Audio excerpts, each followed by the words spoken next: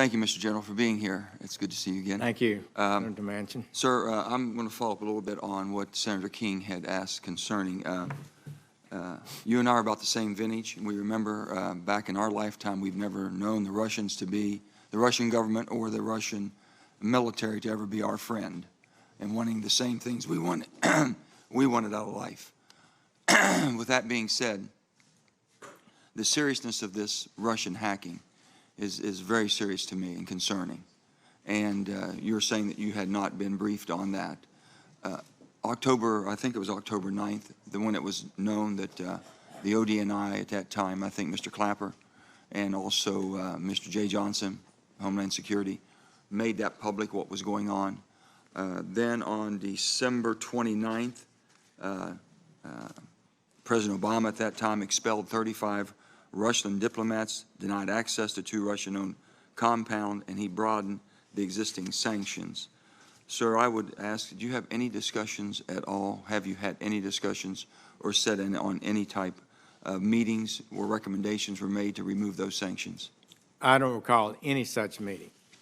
And during the time, not from the President being inaugurated on January 20th, prior to that, in the campaign, up until through the transition, was there ever any meetings that he showed any concern or consideration or just inquisitive of what the Russians were really doing and if they really done it? I don't recall any such conversation. I'm not sure I understood your question.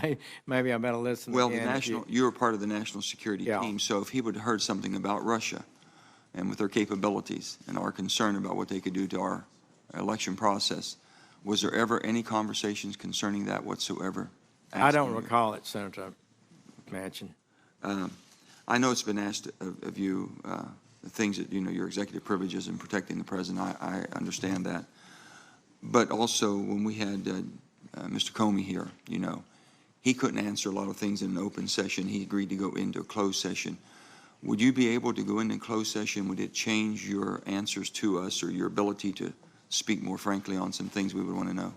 Senator Manchin, I'm not sure. The executive privilege is not waived by going in camera or in closed session.